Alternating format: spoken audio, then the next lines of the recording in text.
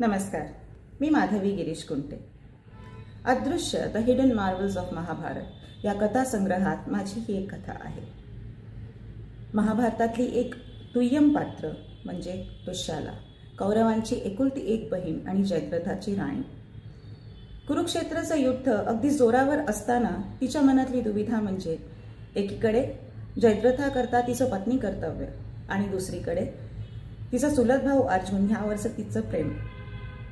तिची आणि तिच्यासारख्या अशाच अनेक दुय्यम पात्रांची कथा संग्रह म्हणजेच अदृश्य। आमच्या या पुस्तकाचं जागतिक अनावरण करण्यात येत आहे आणि त्याकरता तुमचा सगळ्यांचा सहभाग अनिवार्य आहे। दिनांक 19 जुलै रोजी संध्याकाळी 5 वाजता आम्ही आपल्या सर्वांची वाट पाहू। नक्की येणं करा। नमस्कार।